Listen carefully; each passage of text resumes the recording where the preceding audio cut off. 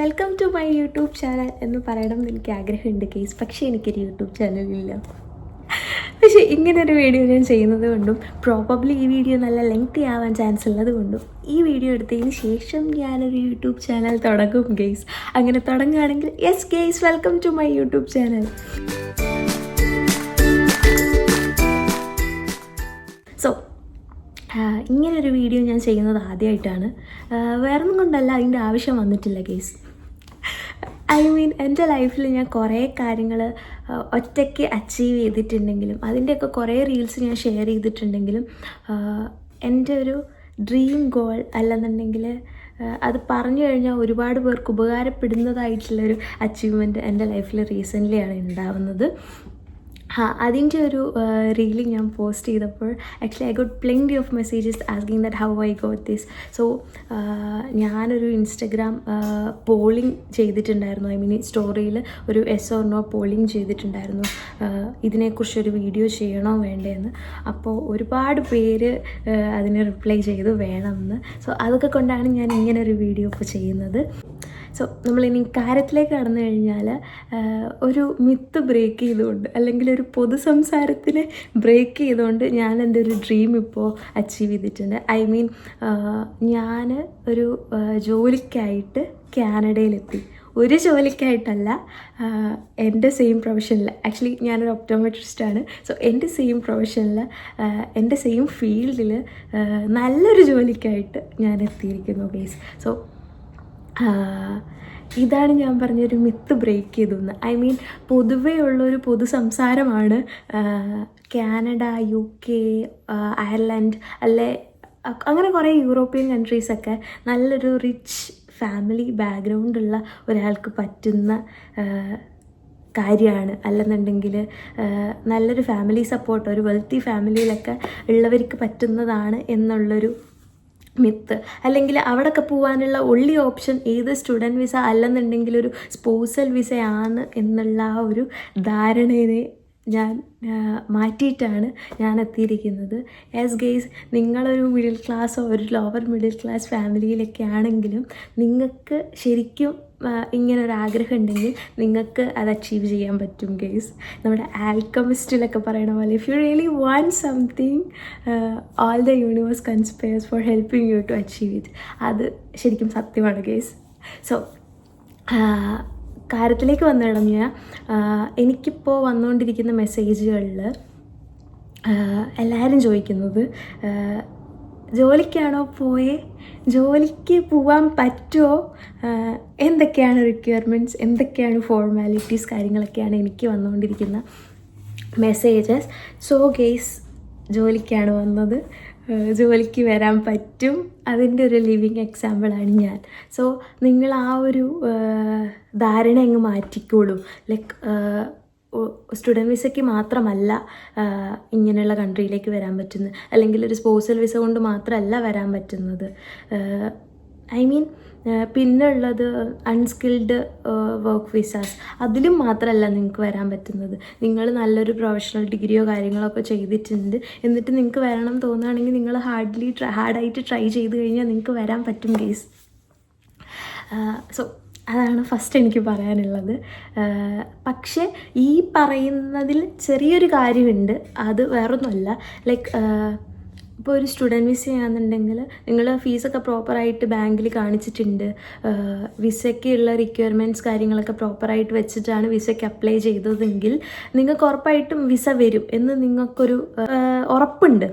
പക്ഷേ ഈ പറയുന്ന പോലെ സ്പോസൽ വിസയാണെങ്കിൽ നിങ്ങളുടെ സ്പോസ് പുറത്തൊരു കൺട്രിയിലാണ് വർക്ക് ചെയ്യുന്നതെങ്കിൽ നിങ്ങൾക്ക് അങ്ങനൊരു വിസയിൽ വരാൻ പറ്റും എന്നുള്ളതും ഉറപ്പാണ്.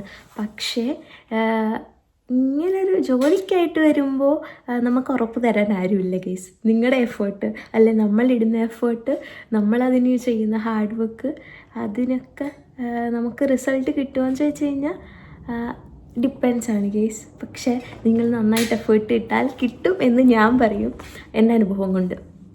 സോ എന്താണെന്ന് വെച്ചാൽ ഞാൻ ഒരു ഒപ്റ്റോമെട്രിസ്റ്റാണ്.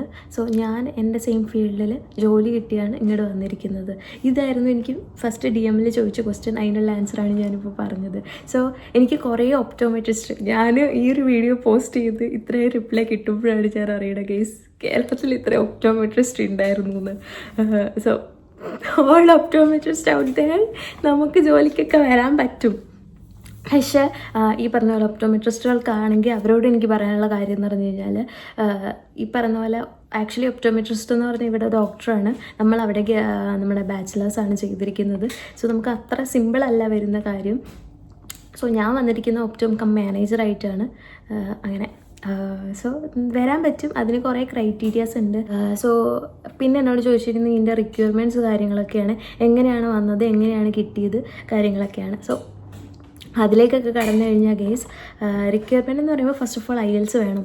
IELTS ഒരു 8 ബാൻഡൊക്കെ വേണം. ആക്ച്വലി മിനിമം ഒരു 7 ബാൻഡ് വേണം എന്തായാലും. IELTS general. പിന്നെ ഡിപ്പെൻസ് ഓൺ നിങ്ങളുടെ പ്രൊഫഷൻ. ലൈസൻസിങ്ങിന് വേണ്ടിയിട്ട് നിങ്ങൾക്ക് നിങ്ങളുടെ പ്രൊഫഷൻ ഇപ്പോൾ ഒരു മെഡിക്കൽ പ്രൊഫഷനൊക്കെ ആണെങ്കിൽ പ്രോബബ്ലി ലൈസൻസ് എടുക്കാനൊക്കെ വേണ്ടിയിട്ട് IELTS അക്കാഡമിക്കും വേണ്ടി വരും.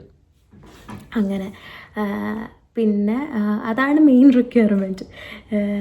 പിന്നെ നമ്മുടെ നോർമലി ഉള്ള ഡിഗ്രി സർട്ടിഫിക്കറ്റ്സ് കാര്യങ്ങൾ, അങ്ങനെ കുറേ നമ്പർ ഓഫ് ഡോക്യുമെൻറ്റ്സ് വേണം. അതൊക്കെ തന്നെ ആണുള്ളത്. പിന്നെ എങ്ങനെയാണ് കിട്ടിയതെന്ന് ചോദിച്ചു കഴിഞ്ഞാൽ ഗെയ്സ്, ഞാൻ ലിങ്ക്ഡിൻ ത്രൂ അപ്ലൈ ചെയ്യായിരുന്നു. പക്ഷേ ലിങ്ക്ഡിൻ ത്രൂ അപ്ലൈ ചെയ്യായിരുന്നു എന്ന് പറഞ്ഞു കഴിഞ്ഞാൽ നമ്മൾ വെറുതെ പെട്ടെന്ന് പോയൊന്ന് അപ്ലൈ ചെയ്താലൊന്നും കിട്ടില്ല ഗേസ്. അതൊക്കെ കൊണ്ടായിരിക്കും ആൾക്കാരിങ്ങനെ പറയുന്നത് പോകാൻ പറ്റില്ല എന്നുള്ളത്. പക്ഷെ പറ്റും. നമ്മൾ നല്ല എഫേർട്ട് ഇടണം. ആക്ച്വലി അതിൻ്റെ ഒരു ഇനിഷ്യൽ സ്റ്റേജ് തുടങ്ങി നല്ലൊരു CV ഉണ്ടാക്കി അപ്ലോഡ് ചെയ്യുന്നത് തുടങ്ങി അങ്ങേയറ്റം വരെ നമ്മൾ നല്ല എഫേർട്ട് ഇടണം. ഐ മീൻ കൺസിസ്റ്റൻസി വേണം. ഒരു ദിവസം നമ്മളൊരു 5 ജോലിക്ക് അപ്ലൈ ചെയ്തു എന്ന് വിചാരിച്ച് ആരും റിപ്ലൈ തന്നില്ല വിചാരിച്ച് അത് അവിടെ ഇട്ടിട്ട് പോവാണ്ട് ഡെയിലി ഇതുപോലെ നമ്മൾ അപ്ലൈ ചെയ്തുകൊണ്ടിരിക്കുക. കുറേ അപ്ലൈ ചെയ്യുക, ആരും റിപ്ലൈ തന്നില്ല പിന്നെയും കുറേ അപ്ലൈ ചെയ്യുക, അതിന് അപ്ലൈ ചെയ്തുകൊണ്ടേയിരിക്കുക. കിട്ടും. പിന്നെ വെറുതെ കിട്ടും എന്നല്ല പറയാൻ പറ്റുക. എനിക്ക് തന്നെ കുറേ റൗണ്ട്സ് ഓഫ് ഇൻ്റർവ്യൂസ് ഉണ്ടായിരുന്നു. ആരൊക്കെയോ ആയിട്ട് ഇൻ്റർവ്യൂ ഉണ്ടായിരുന്നു. മാനേജ്മെൻറ്റ്, പിന്നെ അവരുടെ ഓണേഴ്സ് കാര്യങ്ങളൊക്കെ ആയിട്ട് കുറേ റൗണ്ട്സ് ഓഫ് ഇൻ്റർവ്യൂ ഉണ്ടായിരുന്നു. അപ്പോൾ ഈ റൗണ്ട്സ് ഒക്കെ നമുക്ക് പാസ്സാവണം എന്നുണ്ടെങ്കിൽ, അല്ലെ നമ്മൾ എലിജിബിളായി വരണം എന്നുണ്ടെങ്കിൽ നമുക്ക് നല്ലൊരു സ്പീക്കിംഗ് സ്കില്ലുണ്ടാവണം. അവരുടെ ചോദ്യങ്ങൾക്കൊക്കെ നമുക്ക് നല്ല അടിപൊളിയായിട്ട് ഉത്തരം പറയാൻ പറ്റണം. അതിനൊക്കെ നമ്മൾ നല്ല പ്രിപ്പയർഡ് ആയിരിക്കണം. ഇപ്പോൾ എനിക്കെന്നൊക്കെ പറഞ്ഞു കഴിഞ്ഞാൽ ലൈക്ക് ഞാൻ നാട്ടിൽ ഗ്രാജുവേഷൻ ഓഫ് ഒപ്റ്റോമെട്രി ചെയ്തു. ഇവിടെ ഒപ്റ്റോമെട്രിസ്റ്റ് എന്ന് പറയുമ്പോൾ ഒരു ഡോക്ടർ ആയതുകൊണ്ട് തന്നെ ഇവർ ആ ലെവൽ ഓഫ് ആൻസേഴ്സ് ആയിരുന്നു എൻ്റെ അടുത്തുനിന്ന് പ്രതീക്ഷിച്ചിരുന്നത്. സോ നമ്മൾ പഠിക്കുമ്പോൾ അത്ര കാര്യമായിട്ട് ഇതൊന്നും പഠിക്കുന്നില്ല. അപ്പോൾ ഈ ഒരു ഇൻ്റർവ്യൂവിന് വേണ്ടിയിട്ട് പ്രിപ്പയർ ചെയ്യുക മീൻസ് ഇത്രയും റൗണ്ട് ഓഫ് ഇൻ്റർവ്യൂസിൽ ഇവർ ചോദിക്കാൻ ചാൻസുള്ള ക്വസ്റ്റ്യൻസൊക്കെ പ്രിപ്പയർ ചെയ്യുക എന്ന് പറയുന്നത് തന്നെ വലിയൊരു പഠിത്തമാണ്. സോ എനിക്ക് പറയാനുള്ളത്, നിങ്ങൾക്ക് ഇതുപോലെ വർക്ക് പെർമിറ്റ് അല്ലെന്നുണ്ടെങ്കിൽ ജോലിക്കായിട്ട് പുറത്തോട്ട് വരണം എന്നുണ്ടെങ്കിൽ വരാനൊക്കെ പറ്റും. അതിന് കുറേ ഓപ്ഷൻ ഉണ്ട്. ഫസ്റ്റ് ഓഫ് ഓൾ നിങ്ങൾ നിങ്ങളുടെ IELTS ക്രാക്ക് ചെയ്യുക. അത് പറഞ്ഞപ്പോഴത്തെ കുറേ പേര് എന്നോട് ചോദിച്ചുകൊണ്ടിരുന്നത് IELTS എങ്ങനെയാണ് ക്രാക്ക് ചെയ്തതെന്ന്. IELTS ക്രാക്ക് ചെയ്യുന്നത് അത്ര എളുപ്പമുള്ള കാര്യമല്ല, നിങ്ങൾ പറയണ പോലെ തന്നെ. അതുകൊണ്ടായിരിക്കും ചോദിക്കുന്നത് എങ്ങനെയാണ് ക്രാക്ക് ചെയ്തതെന്ന്. പക്ഷേ ഞാൻ പറയുന്നത് ഇറ്റ്സ് ഓൾ അബൌട്ട് പ്രാക്ടീസ്. നന്നായിട്ട് പ്രാക്ടീസ് ചെയ്യുക, കുറേ പഠിക്കുക, കുറേ എഴുതുക, പഠിക്കുക പിന്നെയും പഠിക്കുക. അങ്ങനെ നല്ല രീതിയിൽ പ്രാക്ടീസ് ചെയ്ത് IELTS ഒക്കെ നമുക്ക് സുഖമായിട്ട് ജയിക്കാൻ പറ്റും. അത് നല്ലൊരു കോച്ചിങ് സെൻറ്റർ ചൂസ് ചെയ്യുക. പിന്നെ അതിന് കുറേ സ്ട്രാറ്റജീസ് കാര്യങ്ങളൊക്കെ ഉണ്ട്.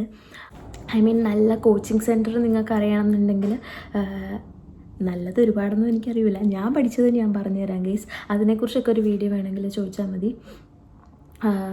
സോ അങ്ങനെയൊക്കെയാണ്. അതിന് പിന്നെ കുറേ ടിപ്സ് കാര്യങ്ങളൊക്കെ ഉണ്ട്. ഐ മീൻ ഇപ്പോൾ ലിസണിങ്ങിനാണെന്നുണ്ടെങ്കിൽ നിങ്ങൾ അതിൻ്റെ ഒരു 20 തൊട്ടുള്ള ക്വസ്റ്റ്യൻസ് ചെയ്ത് പ്രാക്ടീസ് ചെയ്ത് കഴിഞ്ഞാൽ അവിടെ തൊട്ടാൽ ഹാർഡ് ആയിട്ടുള്ള ക്വസ്റ്റ്യൻസ് വരുന്നത്. അപ്പോൾ അത് പ്രാക്ടീസ് ചെയ്ത് കഴിഞ്ഞാൽ ആദ്യത്തെ 1 to 20 എന്തായാലും ഈസി ആയിരിക്കും. ബാക്കിയുള്ളത് നമുക്ക് ചെയ്തു പോകാൻ പറ്റും. പിന്നെ ലിസണിങ്ങിനാണെങ്കിൽ സ്പീഡൊക്കെ ഒരു 2x ചെയ്ത് കഴിഞ്ഞാൽ നമ്മൾ എക്സാം ഹോളിൽ ഇരിക്കുമ്പോൾ നമുക്കിത് ഭയങ്കര എന്താ പറയുക, പയ്യെ കേൾക്കുന്ന പോലെ, സ്ലോ മോഷനിൽ കേൾക്കണ പോലെ നമുക്ക് ഫീൽ ചെയ്യും. സോ അതുപോലെ കുറേ ടിപ്സ് ഉണ്ട് ഇതിനൊക്കെ.